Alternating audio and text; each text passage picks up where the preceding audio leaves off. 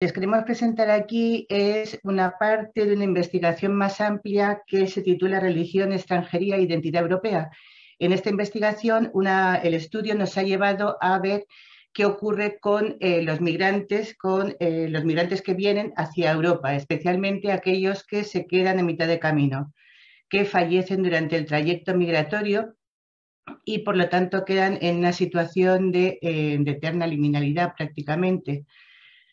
El mar Mediterráneo en la actualidad es posiblemente, posiblemente, es el lugar donde más personas tenemos que fallezcan en el ámbito mediterráneo. Según las fuentes oficiales, como ven, en el ámbito mediterráneo es donde hay más muertes registradas, hasta el punto de que durante el periodo del 14 al 19 se han registrado oficialmente el 58% de las muertes a nivel mundial.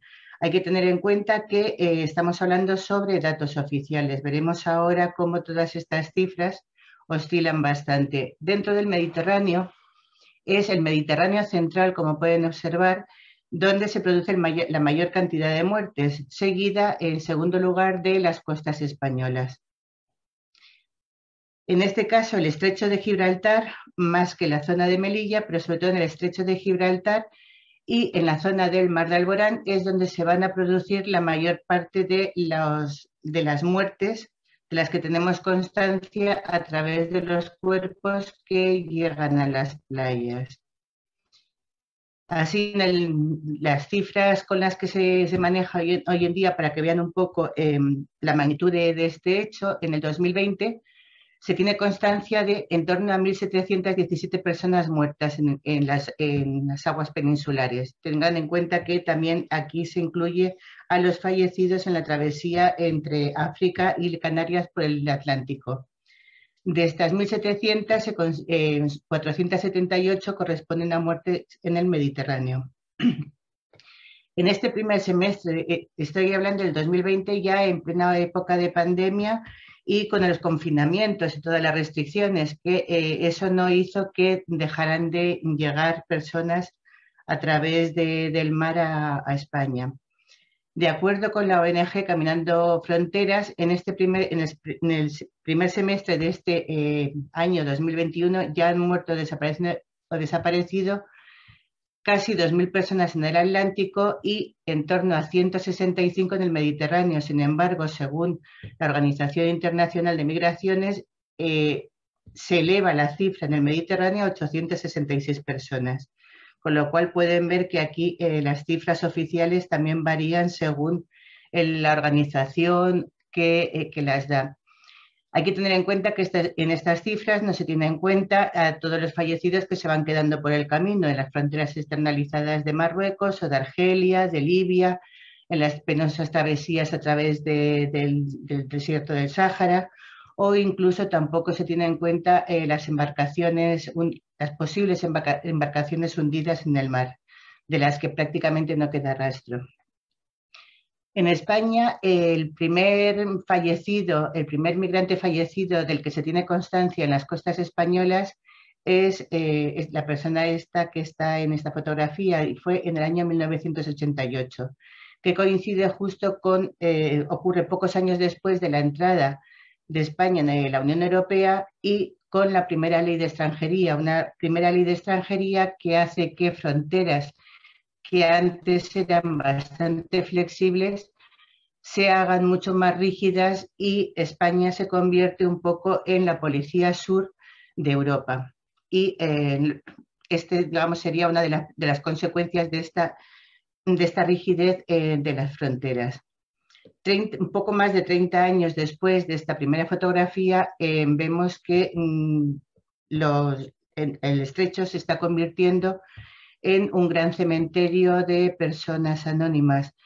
Algunas de ellas llegan sus cuerpos a las playas, pero la mayoría se pierden en el mar. Así, por ejemplo, frente a entre 11.000 y 12.000 personas que posiblemente hayan perdido la vida en el Mediterráneo, en el estrecho de Gibraltar, los restos mortales son de en torno a 6.700 inmigrantes, es decir, menos de la mitad.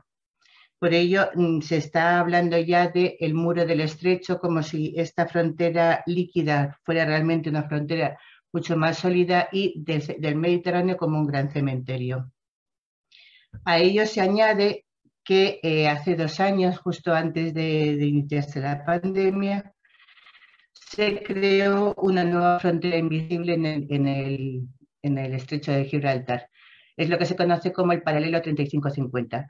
Es justamente la línea que marca la frontera entre España y Marruecos.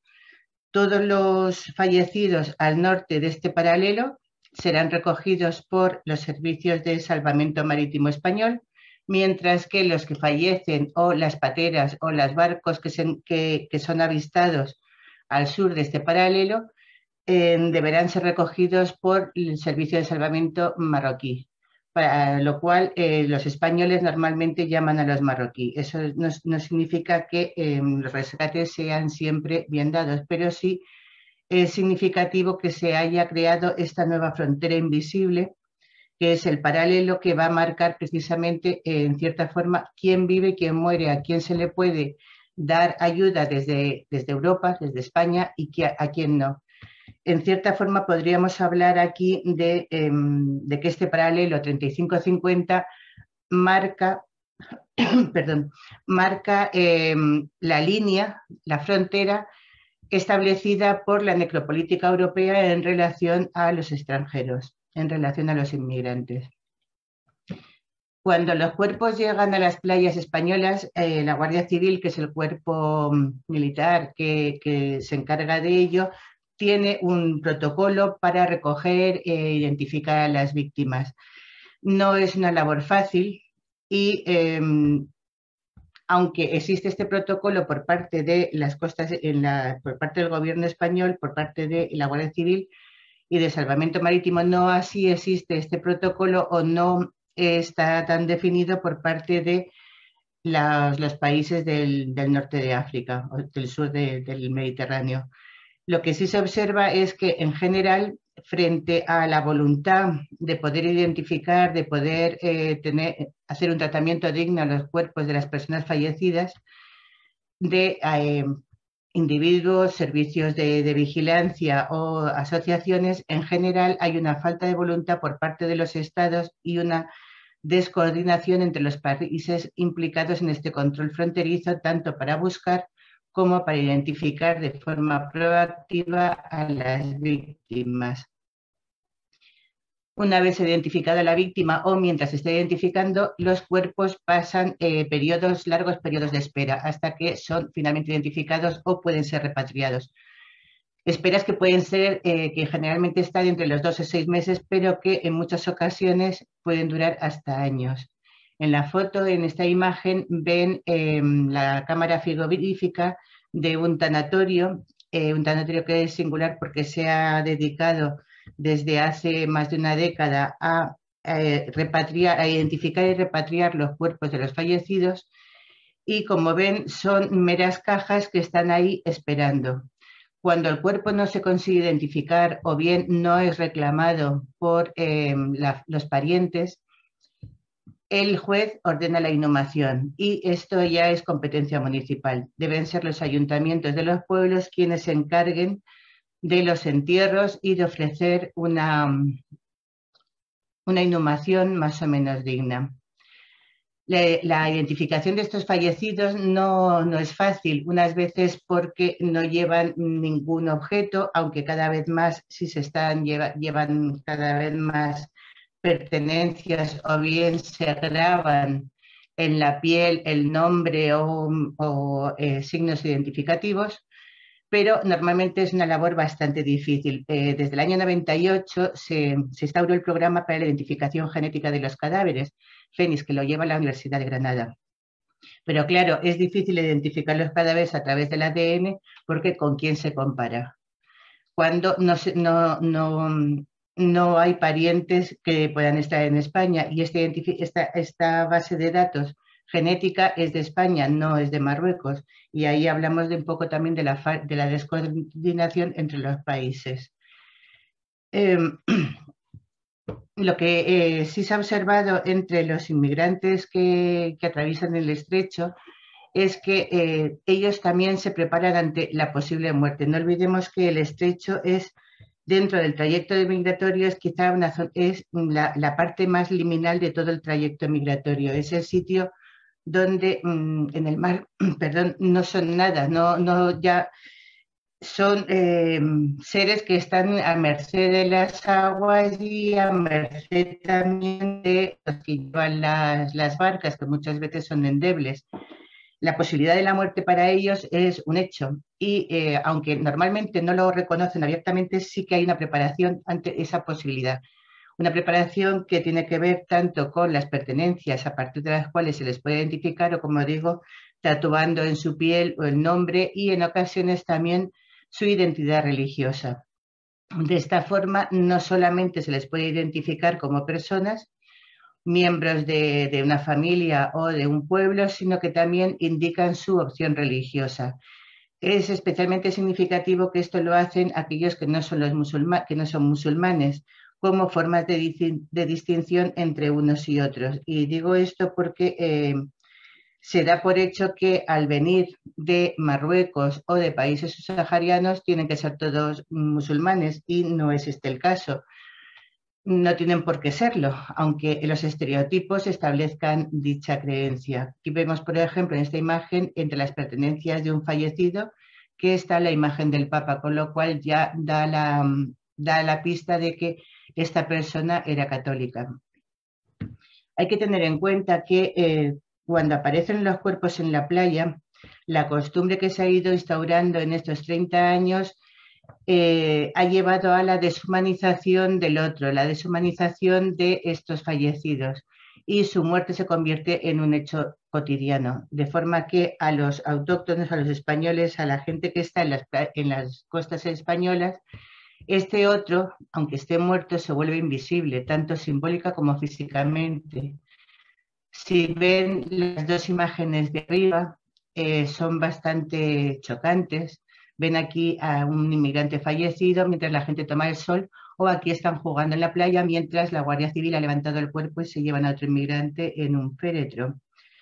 Frente a esta deshumanización del otro, sí que observamos algunas tradiciones, algunas oraciones fúnebres por parte bien de comunidades, en este caso en el cementerio musulmán de Sidi Mbarek, o bien en fosas comunes que se han habilitado al efecto en localidades como Tarifa, donde llegan bastantes cuerpos, donde periódicamente se hacen oraciones interreligiosas en homenaje a todos los fallecidos. Una de las preocupaciones tanto de las personas que atienden a los inmigrantes que atraviesan en el estrecho como de las familias es que aunque no se les pueda reconocer, puedan tener un enterramiento digno.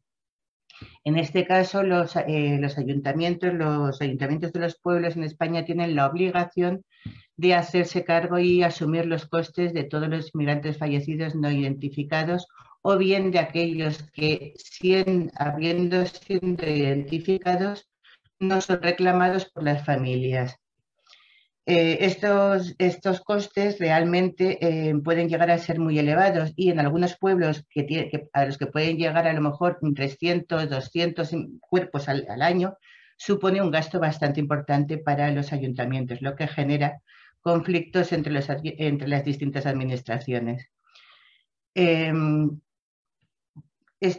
Pueden observar aquí en la imagen de aquí abajo, es una serie de nichos que son a modo de fosa común. Normalmente suelen ser enterrados en los nichos superiores porque son los que la gente no quiere y porque son los más baratos. En las lápidas muchas veces no figura nada, o en otros casos figura el día o bien el número de expediente judicial que se ha abierto para esa persona. La mayoría, como pueden ver, son apenas unas letras, una fecha a mano, hecha por los propios sepultureros, y poco más. Y algunas personas que dejan flores, o bien recogen flores y las ponen allí para un poco para darle dignidad a este enterramiento, para que los fallecidos no se sientan solos. pero estos son iniciativas personales. Este es donde se hacía la oración interreligiosa, que forma parte, es una fosa común donde se va enterrando periódicamente. El problema está en que es muy pequeñita, con lo que muchas veces hay que llevar a los fallecidos a otros pueblos. Es de las pocas fosas que siempre están cuidadas, con flores, se ofician misas, funerales, etc. Bien, para finalizar me gustaría expresar algunas ideas a partir de las cuales poder reflexionar sobre todo sobre esta parte del trayecto migratorio, un trayecto migratorio que se inicia en el norte de África y que no termina de culminar, porque la persona fallece en mitad de camino, fallece en un gran desierto líquido como es el mar. En este caso, el migrante fallecido se convierte en un eterno liminal. No está ni en un sitio ni en otro, no se puede situar en ninguna de las posiciones. Va a estar eternamente transitando entre dos mundos y no va a formar parte de ninguno de ellos. Unas veces porque no se conoce, porque ni siquiera están identificados, y evidentemente todos aquellos que ni siquiera podemos llegar a recoger sus cuerpos. De esta forma, morir sin traspasar este umbral, este no lugar, el permanecer anclados en esta fase del trayecto migratorio, supone no cerrar la comunitas creada en la transición. Porque entendemos que el trayecto migratorio es un proceso ritual. Entonces, en este momento, este paso de un lado al otro del mar sería este periodo liminal en el que se crean las comunitas. Una comunitas que va a permanecer abierta porque no hay agregación, no hay retorno a la estructura de partida, no hay llegada a la estructura de destino, y donde tanto los fallecidos como las familias que quedan en origen van a vivir en una situación bastante límbica, podríamos decir. Hay que tener en cuenta que las familias en origen muchas veces ni siquiera saben qué ha pasado de los miembros de la familia que han partido. No saben si han muerto, no saben si no han muerto, no saben si en caso de morir el cuerpo ha podido ser entregado o no. Por otra parte, la sociedad de destino intenta cerrar el proceso, pero no lo llega a culminar, porque si no están identificados, prácticamente se quedan como no personas, como cuerpos, pero no, digamos, se les deshumaniza. Al no tener nombre, no saber quiénes son gente anónima con un cuerpo que ha llegado, pero poco más. Es duro, sobre todo en la sociedad de partida, en la sociedad de origen, que las familias, los pueblos, sobre todo los pueblos que tienen más población que sale, son pueblos donde el duelo queda abierto y suspendido entre la incertidumbre y la desesperanza. Estábamos hablando, Pilar y yo, esta mañana aquí es por la noche ya prácticamente, sobre cómo en cierta forma podemos comparar que este duelo abierto y suspendido hasta cierto punto puede ser comparable con situaciones, salvando las distancias, pero situaciones que se han dado durante la pandemia, donde las personas morían solas, no se dejaba tener ningún contacto con los fallecidos, el cuerpo desaparecía, se incineraba, y lo que recibía la familia era prácticamente unas cenizas que tenían que creer que eran de su familiar. Pero es un duelo donde no han podido despedirse, no han visto a su familiar fallecido, y lo que reciben son solamente son solamente cenizas y nada más. Entonces también ahí hay un duelo abierto, un duelo suspendido, un duelo que en tanto inacabado y que muchas veces ni siquiera se ha iniciado. Entonces, desde este punto de vista podríamos comparar, salvando las distancias, lógicamente, este duelo en la sociedad de partida con los duelos que recientemente están ocurriendo en estos 2 últimos años.